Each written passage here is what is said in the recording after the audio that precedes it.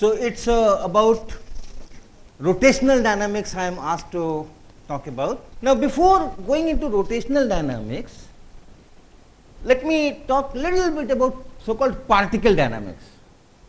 You all know particle dynamics. For one single particle of mass m, I want to know its position as a function of time. Where does it go 10 seconds later or 20 seconds? Okay, good.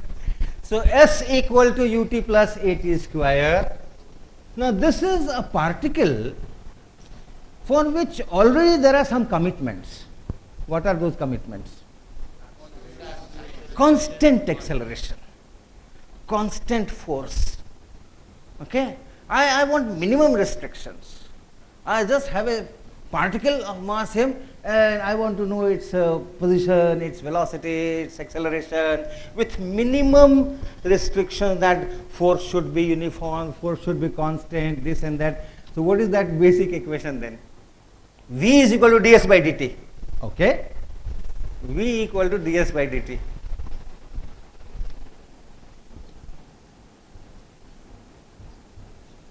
Now tell me, is it a law under certain situations, under certain conditions?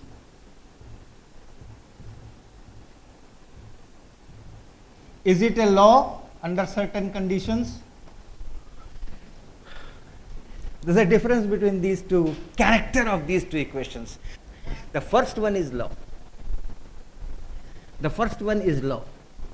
It comes from, if you have a uniform force, so that there is a uniform acceleration, from there, yes, the first equation comes.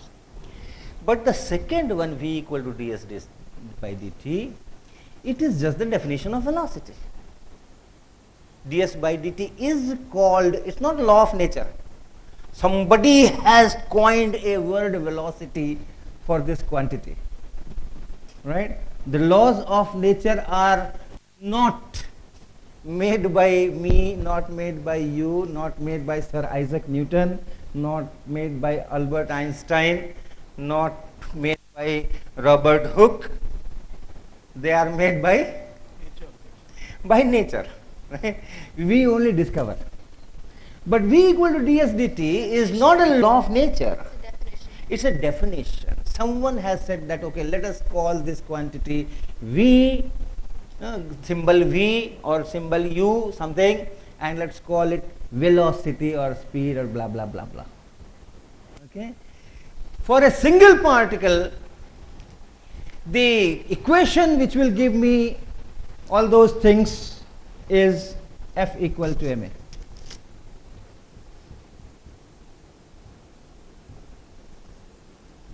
Or F is equal to dp dt. What is P? What is its expression? Which one is the law of these three? Second one?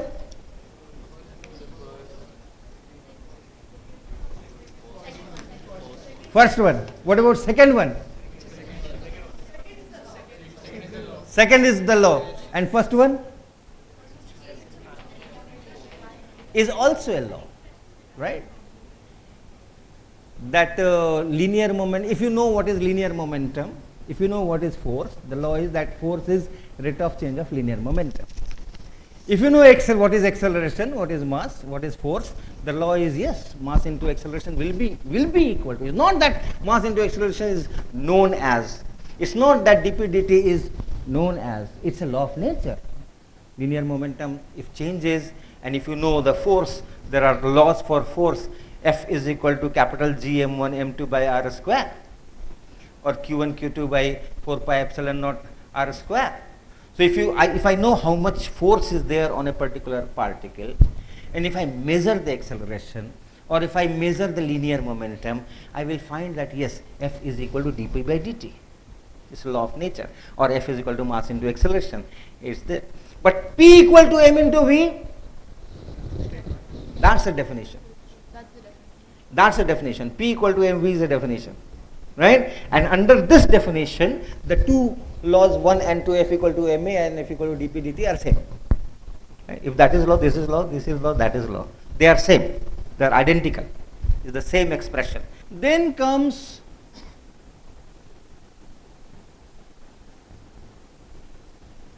system of particles or a group of particles,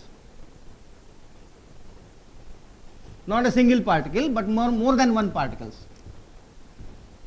like a two charge system, a charge q1 here, a charge q2 here, they are attracting, and maybe from outside there is a capacitor, this, that, so because of this there is a field and there is a force on it, because of all this capacitor, etc., there is another force on it, and so on. It is a group of two particles, right? So you can talk of group of 10 particles, 100 particles, 1000 particles, 3 particles, and so on. Now there are two kinds of forces. Forces by the particles belonging to that group, that q1 is exerting on q2, q2 is exerting on q1. Those are those we call internal forces, because I am talking that whole thing as a group. Once you define group, then you know what is internal, what is external. And then you have external forces which are coming from sources beyond the group, right? For that also you have certain equations. Of course, that if you individually treat each particle separately, F equal to ma is good enough, right? But then for those two particles taken together as a group, then also we have some equations you may be knowing. If I look at this external forces, then there is a total external force on the whole group, that is once again dp dt, where P is now for all particles MIVI. It works, right? And then if you know what is center of mass, how many you know what is center of mass? Oh, not many. Okay. So if you have a group of particles, at a particular instant there are certain fixed positions for those at a particular instant, specified positions of all the particles. Then I can also get to know position of a very special point in the group, which we call center of mass, right? And qualitatively, if this is center of mass, you should have masses on this side, you should also have masses in this side. If you have masses on this side, you should also have masses, not equal, not necessarily equal.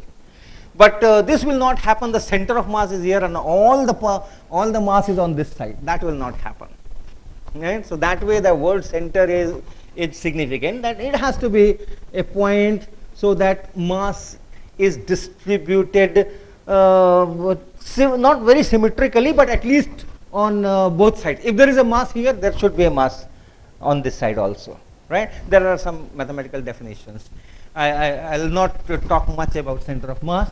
And then this equation can also be written as F external is equal to total mass. This is the total mass of the group times acceleration of the center of mass. So these are the laws, these are the equations, not independent. You can derive all these things from the basic F equal to ma for a particle, but these are the equations which govern the system, right? Now the group of particles, there is a special category called rigid body. Okay, group of particles means just like two charged particles, one can come here, one can come there. That's not rigid body. But then there is special group of particle or special class of group of particles which is called rigid body. Now tell me, what is a rigid body? The whole board is rotating. Okay, so what I have to do, I have to put a hand here and then I rub so that it doesn't go back. Once I know the laws for rotational dynamics, all these things I will understand better, right? If I rub it here, it's going back. If I hold it here and then rub, it's okay, nothing happens, right? So all those things we will understand if I know these laws of rotational dynamics. So what is rigid bodies? What was, you were saying something? Yeah. Distance between any pair of particles of that group should not change with whatever you do. apply forces or let it move, or right. So if I have a rigid body, if I have this pen body, and if I take this point where this letter O is written, I take another point where this red thing camelin is written, more specifically C is written, or even one single point of that C. So if I take two particles on this pen body, I can throw it, I can rotate it, I can put in my pocket, but I should not open the cap. Okay. So as long as I am not opening the cap, the distance between this particle and this particle remains same, and that happens for any pair of particles of this group, not the ink. I am talking about the body only. So that kind of body can be treated as, can be called as rigid body. If I want to be mathematically very correct and rigorous, etc., etc., then nothing is rigid body. I can always hit a hammer on it, and the distance between the particles will change. Right? So nothing is rigid. But for the application I am doing, during that application, if the distances are not changing, for me it is a rigid body for that application. Okay? So we will talk of these rigid bodies. So rigid bodies move, that means that group of particles is moving, right? And in that also there are some special kinds of motions which we have given names. One is what we call pure translation.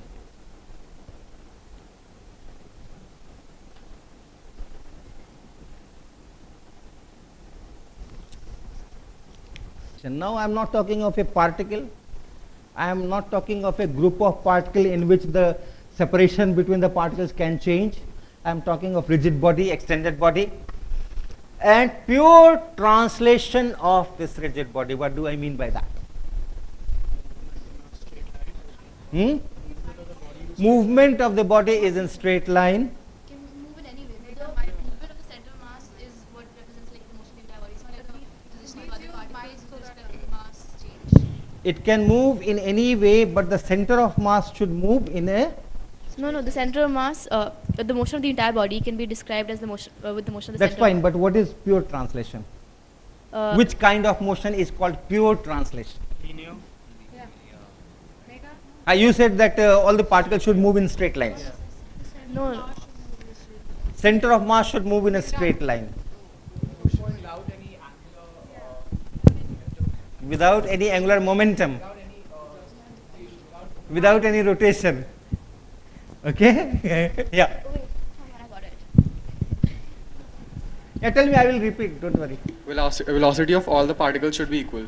Velocity of all the particles should In the be body. equal. Equal. Should be equal. Yes. Okay.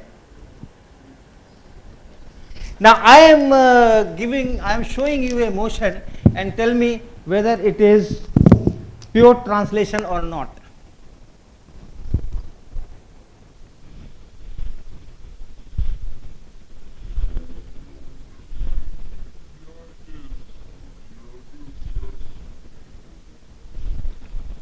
Yes. The orientation is changing. Yes, it is. But the particles are not rotating. No, it is rotation. The orientation isn't changing. The whole rigid body. Once it is rigid body, I can talk in terms of particles also, right? But the pure translation means not pure translation of this particle or that particle. Whole body.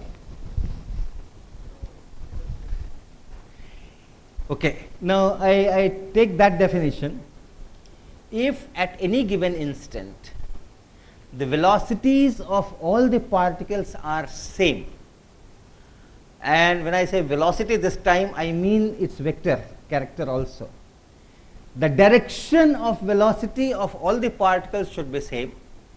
The magnitude of the velocity of all the particles should be same at a given instant. If you go for the another instant, it can be different.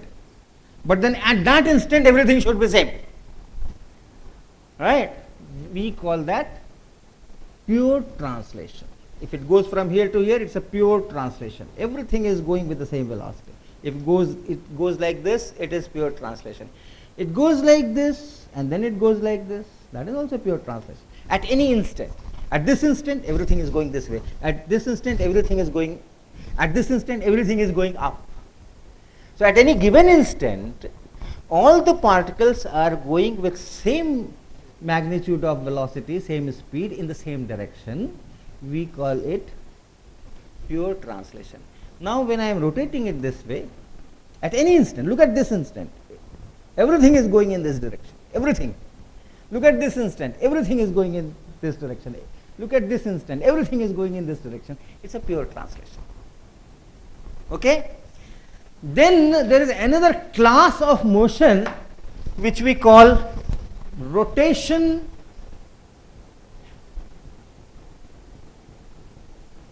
about a fixed axis.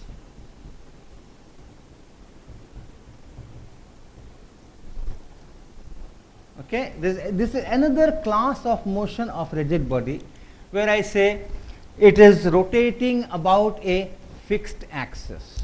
So axis is a straight line, right? So there is a straight line which we will be calling axis, and the rotation is about this fixed axis, means there are several things, carefully note. One, each particle of the rigid body is going in a circle or a circular path, not uniform circular motion, right? Not necessarily uniform circular motion, but the path is a circle or a part of the circle, right? So each particle goes in a circle, each particle of the rigid body. The centers of all these circles lie on this axis, and a plane of these circles lie perpendicular to this axis. If these three criteria are met, what are the three criteria? First, tell me. Perpendicular to the axis. What? Complete the sentence. He says perpendicular to the axis. That's not the criteria. What is the criteria? All particles should move in circular path, right? All particles must move on circular path. It is not necessary that they complete the circle, not necessary, but their path is circle, part of the circle. Okay, so the first criteria is all the particles of the rigid body must move with in circular paths. Second criteria, plane of all the circles should be perpendicular to that line. Good. And third one,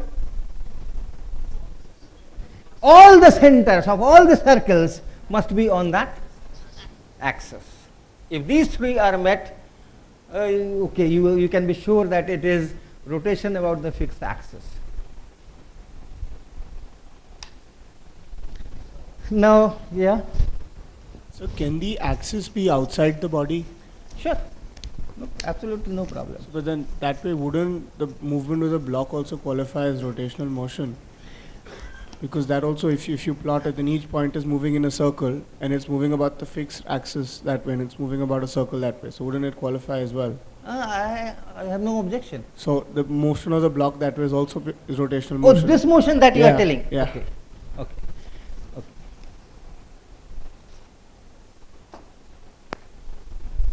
Come. And then give me where is your axis of rotation. This is your axis.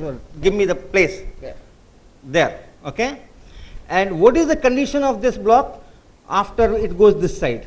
Does it go like that? Yeah. Okay. So this point, the distance of this point is this much here, and the distance of this point is that much here. All right. So it is not going in a circle with center on this line. Otherwise, this distance should have been equal to that distance. Right? But what about the center of mass?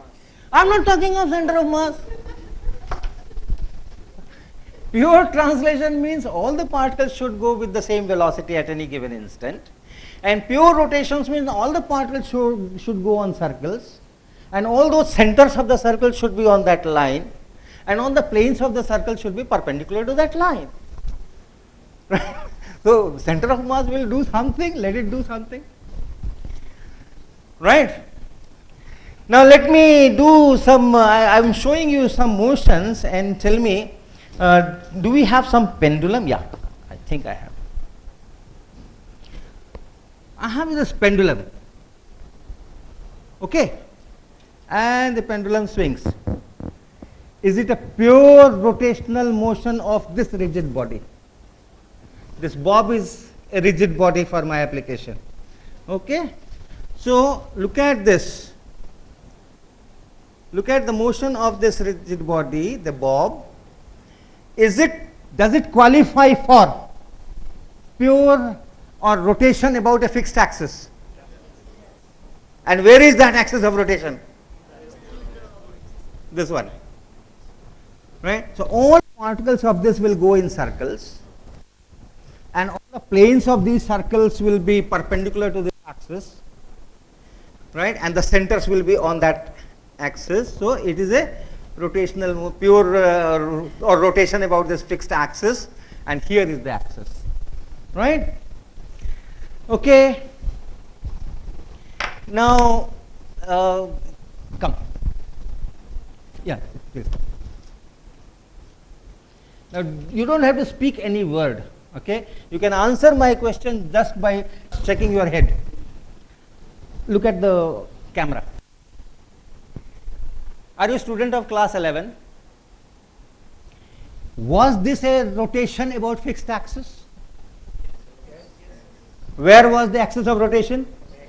Vertical. Good. All the particles were going in circles. Notice.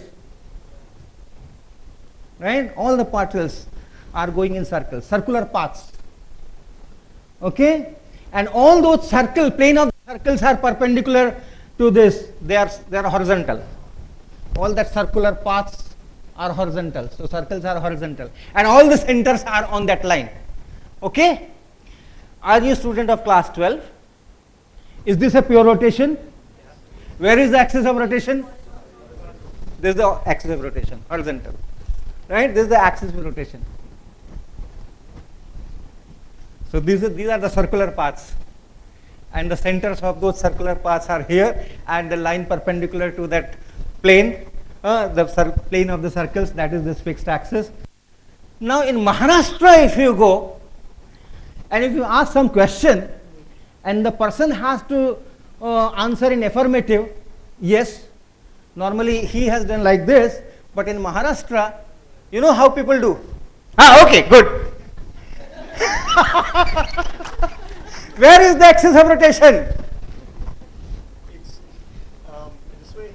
Yes, it's this way. My circles are like this. My circles are like this. They have to be perpendicular to the axis of rotation. So, this is rotation with this as the axis. This is rotation with this as the axis. And this is rotation with this as the axis. All x, y, z axis.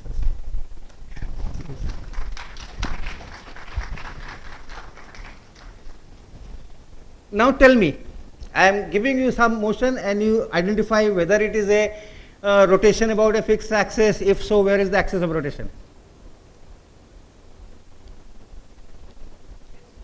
Yeah. Where is the axis of rotation? Yes, where two places, two axes. No, there cannot be two axes. My definition says that there should be a fixed axis of rotation, one single axis of rotation. So there are two systems. Two separate systems. Yes, this is not a rigid body. In this motion, this is not a rigid body. Look at the distance between these two tips. It's changing. Okay, so the question does not arise. It's not a rigid body motion, and therefore these qualifications cannot be made. All right. So this is about the nature of what we call rotation about fixed axis. All right. Now, what are the defining dynamics? Now, I want to do dynamics. Dynamics means what? As a function of time, where the thing is going. Right? If I am rotating my hand PT. It's a pure rotation. Where is the axis? From here, perpendicular, right? So if I want to know that at this time it is here, at 1 second after where it will be, after 2 seconds after where it will be. So that's the dynamics in particle, where the particle is as a function of time, here where this whole rigid body is as a function of time. So first thing is, for a particle to define where the particle is, I need its just distance from the origin, x. If you tell me the value of x, I know that okay, the particle is here. If it is in 3 dimensions, x, y, z. If it is on a single line, then it is just one coordinate x. In a rigid body, I want to define the position of the rigid body. Position means a position of every particle of the rigid body. Then I say that okay, I know where this rigid body is, how it is oriented, everything about that rigid body. What are the quantities I should look for? Just like for a particle, if I say where the particle is, I would like to ask what is the value of x, what is the value of y, what is the value of z, given x, y, z axis and origin.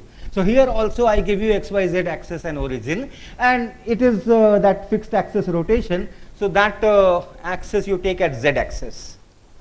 So I have given you z axis, I have given you origin, I can also give you x, y if you so like. And then I want to know at this instant, the rigid body is like this.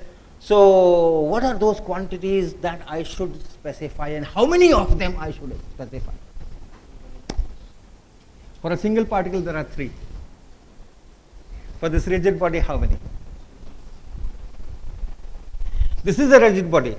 This is here. At this instant it is here. I have given you some x-axis, y-axis, z-axis and all that thing. This rigid body can go anywhere in any fashion. Okay. In space I have an origin, I have x, y, z axis. So what quantities I give you, which coordinates or what quantities, so that once those quantities are given, the numerical values, it is fixed. And one can say that yes, it is here and in this orientation. And how many of such quantities will be needed? So,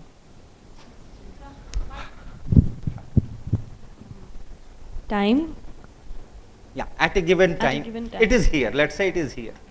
But then I want to specify it in terms of minimum number of x, y, z, theta, phi, delta, epsilon, this, that, minimum number of parameters. So that once it is here, I know that x is this, y is this, z is this, theta is this, phi is this, epsilon is this, delta is this, gamma is this, beta is this, alpha is this, and then it has gone here. So the x has changed from this value to that value, y has changed, beta has changed, alpha. So how many those quantities x, y, z, alpha, beta, gamma, delta, epsilon?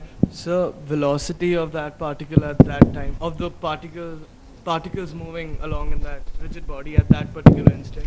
See, my problem is this has got millions of particles. I cannot keep track, right? Okay, center of mass I can perhaps keep track, yes. So where is the center of mass? For that I need x, y, z of the center of mass. If you tell me that this is x coordinate, this is y coordinate, this is z coordinate of center of mass, then I know that okay, center of mass is here. Center of mass is now fixed. But then with the same center of mass, it can be this way, that way, that way, that way, that way. So my rigid body's position or configuration is not completely specified by specifying the center of mass. So 3 coordinates will fix the center of mass. Now it cannot be there. It is here. That is fixed. But then this orientation or this orientation or this orientation. So is it the axis of rotation about which? I'm now talking of very general motion. It can go this way, that way. So there is no rotation about a fixed axis. I have origin, I have z axis, I have x axis, I have y axis, right? And then it is moving in any fashion. Yeah, orientation. I have to fix the orientation. Yes. If I know coordinates of any 2 points, we may be able to fix. Now let us say this corner and this corner. All right. So these corners, this corner and this corner. Let's say I know the coordinates, I know the positions. But then it can be like this, with the same 2 corners fixed. It can be like this. It can be like this. Okay, right? Right? So I need one more angle, rotate it. These 2 points are fixed.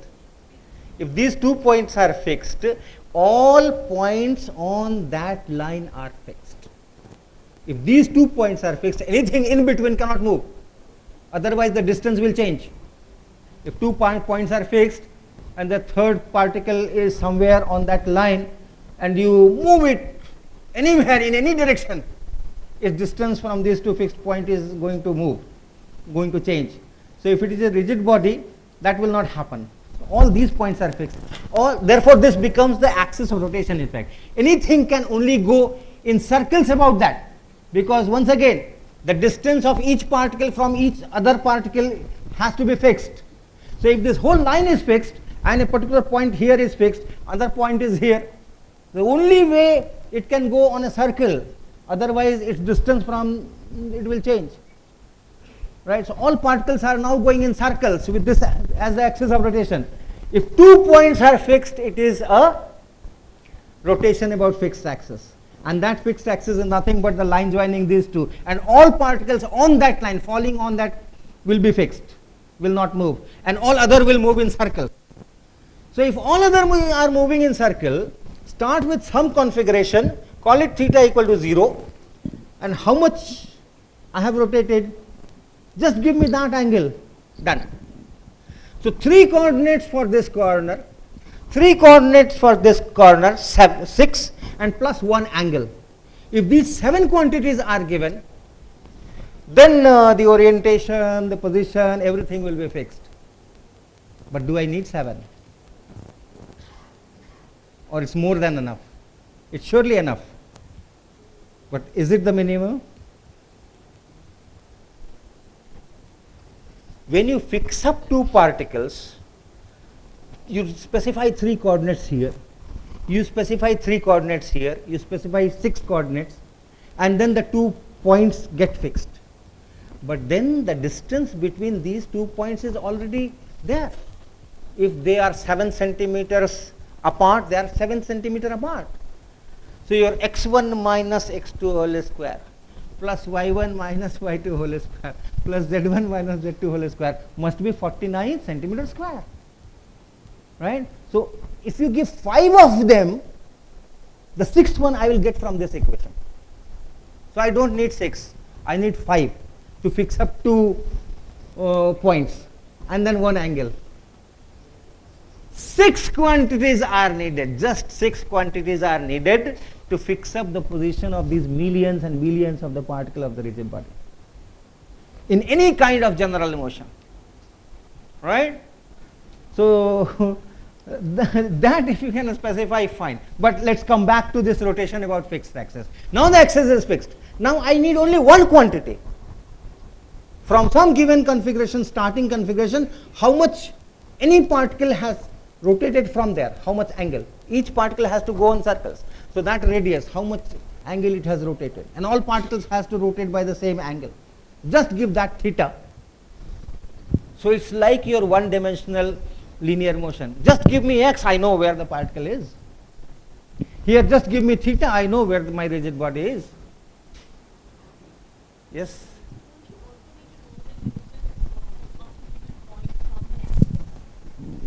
Yeah, please repeat. I was saying that won't you also need to know the distance of a particular point from the axis? Okay. Why do I need that? If 2 points are fixed, axis of rotation is known, right? Now it's a rotation about that same fixed axis. And I say that this is my starting configuration. As you say, at t equal to 0, the particle is here. So at t equal to 0, the orientation is this. And then at some time t, the orientation has changed. But this line is fixed. Axis of rotation is fixed. I can only rotate it this way, nothing. I cannot do anything else. And if I know this angle, suppose it is, let's take this as the axis, the central. How much I have rotated? 90 degrees. Just if I tell you I am going to rotate it 90 degrees, Don't you know its final configuration? It has to be like this. Okay. Now watch how much I am rotating it.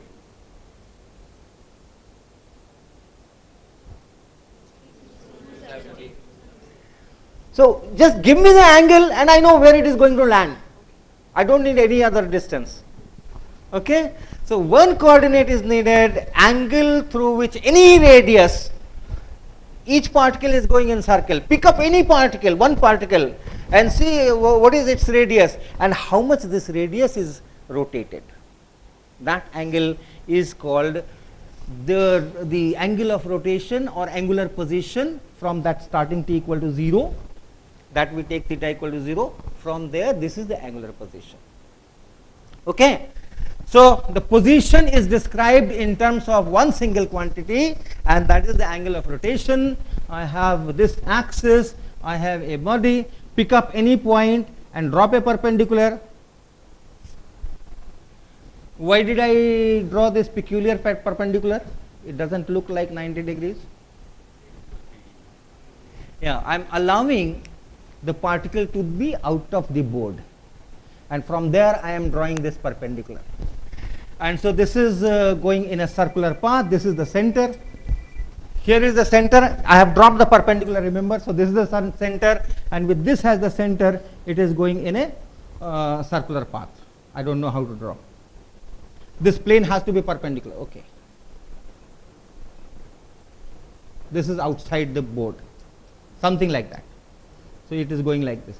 Now this is the radius at t equal to 0, and at some other time this, because this goes here, and this angle theta, is it too small? Can you see it, this theta? Can you see this theta? Okay. So if something is going, and this is the axis of rotation, okay, if this is the axis of rotation and it is rotating like this, take any particle, draw a perpendicular, that is the center, look at that circle, look at that radius, and then in time t, how much that radius has rotated. Pick up that, that is theta, and that decides completely the position. Okay. Now once you have theta, now definitions, not laws. I define angular velocity as d theta by dt. The rate at which this theta is changing is called angular velocity. Dx by dt is called velocity. D theta by dt is called angular velocity. You pick up any direction on the x-axis and say that this is the positive direction. Right? That is your choice. Similarly, here you can pick up, there are two kinds of rotations possible with the same axis. Looking at the top, this can go clockwise, this can go anti-clockwise. Pick up any of that as positive. The convention is, if you are looking at that rotating body, and if the radii are going on, the rotation is anti-clockwise, you take that as positive rotation. But remember, you can see it from the top, you can see it from the bottom. If it is clockwise from top, it will be anti-clockwise from bottom. So this is not a good convention, right? So what we do is, we say that we give a direction to the angular velocity itself. And how do we do that? Look from top or look from bottom, doesn't matter. If you find the rotation as anti-clockwise, right, that means I am standing so that my line of vision is perpendicular to that circle, then only I will talk in terms of anti-clockwise, clockwise. If there is a circle and I am standing here and the particle is going like this, how do I call it anti-clockwise or clockwise? I have to come this side or that side. So I am already along the axis of rotation, so that particles are going in circles and that plane is perpendicular to my vision, line of vision. Now if it is anti-clockwise, we say that the direction of angular velocity is towards me. If it is clockwise, it is away from me. Okay. So I have something which will rotate. Let us take this one. Let us take this one. And for this side, I am on one side, and these people are on the other side. Now, you people tell me, it is clockwise or anti-clockwise? You people tell me, it is clockwise or anti-clockwise? So, from this side, it is anti-clockwise. What is the rule? If you find it anti-clockwise, the direction of angular velocity is towards you. So, it is in this direction. The angular velocity is in this direction. It is clockwise. What was the rule? If it is clockwise, it has to be away from me. So, what is the direction of angular velocity? So, no problem. Look at from this side, look at from this side. Your angular velocity direction is same, uniquely determined. All right. So, that is how we define the angular velocity vector. Okay, we call it angular velocity vector, omega. The magnitude is given by this, and the direction I have already told you how to determine. Okay. Then you define alpha is equal to d omega by dt. You can put a vector sign also. Angular acceleration, angular velocity, angular acceleration. These are all definitions. Okay, the law comes, the dynamic comes when I say how that angular acceleration is produced. Okay, v equal to dx by dt is just a definition. A is dv by dt is just a definition. The law starts, the dynamics starts when I say to create an acceleration of this particle, I have to apply a force, and that force will be equal to mass times acceleration, right? Then the dynamics, rule of dynamics, law of dynamics comes in. So, these are definitions. Now, my question is how to create an angular acceleration. Okay. So, any door which I can open, will this open? Yes. All right. Okay. Now, here is a rigid body, right? This whole door is a rigid body, and if I move it, it is a rotation about fixed axis. Where is the axis? Through the hinges, there is the axis. At this time, what is its angular velocity? 0. Nothing is moving, no angle is changing. It can go on that circle, but it is not going, right? So, the angular velocity is 0. Now, what happened? Angular velocity was created, upward or downward? Upward. Look at the circles, look from the top, look at the circles towards me, so up. So, the angular velocity is in the upward direction, vertically upward direction. Angular velocity was 0. Now, the angular velocity was created. So, there was an angular acceleration in that period. And to create that angular acceleration, what did I do? I applied a force. Okay. So, if I apply a force, angular acceleration, or let me write it this way, acceleration, force must be applied.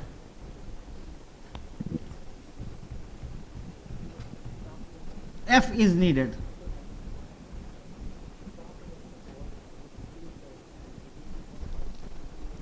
I am applying to the best I can do same force on this door. I will apply it twice, and I will try to apply the same force. So, I apply it here, and the same force I applied here. What about visibly? Can you see? Can you compare the angular acceleration, which is less, which is more?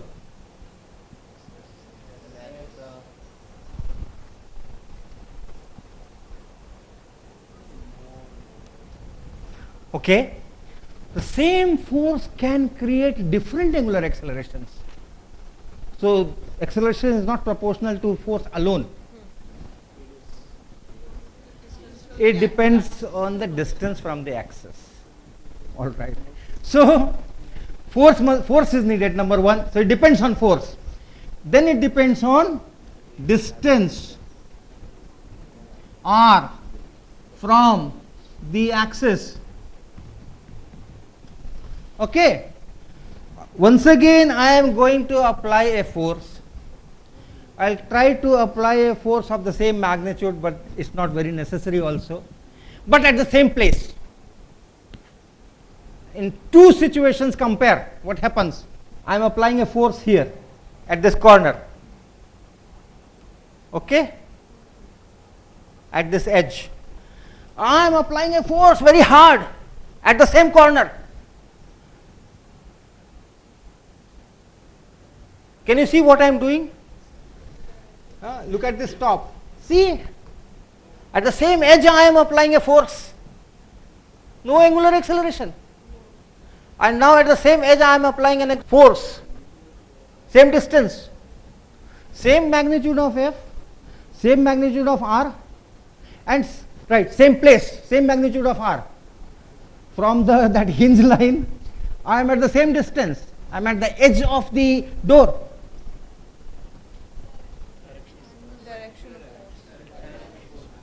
Direction. The same force at the same place, but whether it is perpendicular to that door, whether it is parallel to the door, whether it is parallel that way, at the same place, I am applying a force vertically upward. Okay, I am applying a force vertically upward. No angular acceleration is produced. So it depends on F, it depends on R, and then the component which is parallel to the axis will not do anything. If I apply a force, its component parallel to the axis of rotation, it will not do anything if that axis of rotation is fixed. The perpendicular in the horizontal plane, in this case, horizontal plane, there I have to see what is the angle. Okay, angle of that force. If it is perpendicular to the axis and perpendicular to this radius, then the angular acceleration is maximum. And if it is at some other angle, if the component which is along the radius is again not going to play any role. Only the component which is perpendicular to the radius and perpendicular to the axis of rotation, only that is going to play a role. So first thing, you forget about that component parallel to the axis of rotation. Forget that z component, you forget. Then in xy plane, you see what is the angle of your force with this F. Right? So the angular acceleration is proportional to 2 times I have to write alpha. R into F into sine theta. What is this alpha? And what is this alpha? Directly proportional to. So angular acceleration is directly proportional to R. If you go away, yes, the acceleration is more. Proportional to F, if you apply a harder force, it's more, yes. Then it is proportional to sine theta. Why sine theta? Why not? How I define theta, it will depend on that. So if theta is equal to 0, so I am taking radius as the line, that is theta equal to 0. If theta equal to 0, along the radius I am pushing, nothing will happen. So at theta equal to 0, this acceleration has 0 value, so sine theta. At 90 degrees it is maximum. Correct? So it is R into F into sine theta, where theta is the angle between R vector and your force in that plane perpendicular to this axis. That is theta. Now, remember any expression which has R, which has F, which have sine theta? Cross product. Cross product of two vectors, R vector and F vector, the magnitude of this, that will be R into F into sine theta. A vector cross B vector. What is it? AB sine theta. So if I write it in vector form, here is the body, rigid body. This is axis of rotation, and then I take a particle I drop a perpendicular here, and this I call r vector. This is the point where I will be applying force. And in that perpendicular plane, with this r vector making angle theta is the F vector. And r cross F, magnitude of this is r into F into sine theta. I am forgetting the component parallel to the axis of rotation, that has nothing to do in this. Okay. Now this is the quantity which directly determines the angular acceleration. Force is the quantity which directly determines the linear acceleration. Acceleration A is proportional to force. Here angular acceleration is not proportional to force alone, not proportional to r alone, not proportional to sine theta alone, but it is proportional to product. So this quantity we write it as gamma equal to r cross F is called, what is it called? Torque of force F about the about the origin, in fact. This is law or this is definition? This is definition, yes. This is only definition. The law is going to come now. But look at the complete sentence. Just don't call it torque. The complete sentence is torque of F about the origin. From where that r vector is measured. Right? You can have 2-3 forces on the rigid body. In fact, on this door also, there were several forces, not only the force which I applied. What were the other forces? Gravity. But that did not have any role in this rotation. Why? It was parallel to the axis. It was parallel to the axis. Then there were hinges. Hinges were applying some forces on the door. Right? But at this moment, it's not doing that. It's along the radius. It's along the radius. Correct? If it is parallel to the vertical axis, say that hinge axis, no problem. If it is parallel to the radius, no problem, theta will be 0. Only if it is perpendicular to this radius and also perpendicular to that axis of rotation, only then it will come. So from hinges, you have forces in vertical direction. From hinges, you have forces parallel to the door, but then those things are not contributing, only my force is contributing. Right? That was but then I can also apply force at 2-3 places. If there is a big heavy almirah and it is to be pushed, one person is not able to push, so several persons push from several points, they apply forces. So the torque to be calculated for angular acceleration is combined torque of all these forces. That is the resultant torque. Then these particles are interacting inside each other. It's a group of particles, remember. It's a solid, it's a rigid body. So these particles must be interacting among themselves, otherwise it will be a gas. If these particles do not interact with each other, how will they maintain the shape? It will be a gas. And those internal forces will also have torques. But then that total internal torque will come to 0. So it's only the external torque which is important to calculate all these accelerations so on. Okay, so that is what is the proportionality constant? That has to be worked out. It is not F equal to ma. F is proportional to A, you put m there. Here this torque is proportional to alpha, you have to put something there. Not something you have to put is, I am exclusively talking fixed axis of rotation.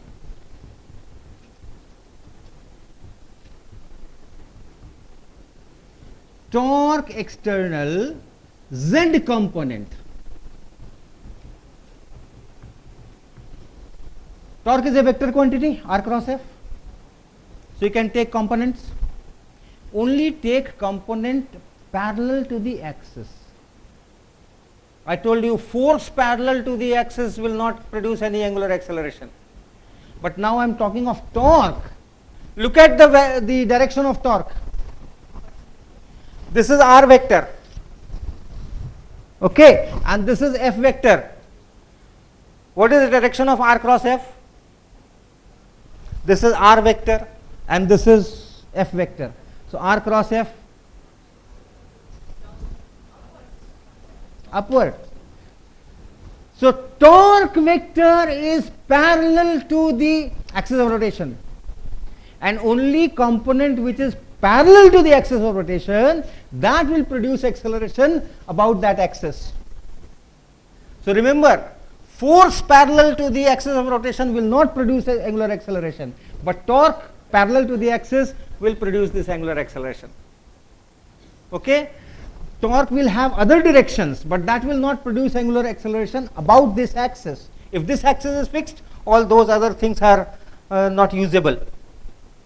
That's why I am writing this gamma and z in suffix. Only look at the z component, and that is equal to a proportionality constant. People write it I and times alpha, and this I, they call it moment of inertia.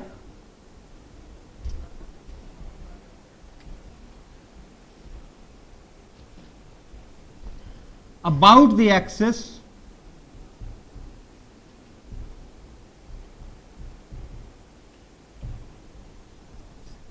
and how do I calculate it?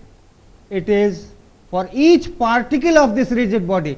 Now you see particle by particle. Each particle of rigid body, what is the perpendicular distance from the axis? Square it, multiply it, and then add for all the particles of that rigid body. This Ri is the perpendicular distance from that axis of rotation. Mass of the particle, perpendicular distance from the axis of rotation. Square, multiply, and add for all the particles. This is the quantity which will appear here. That is the dynamics, that is the law, that what is will decide where this body will be after time t. Okay. So I think we can take break here.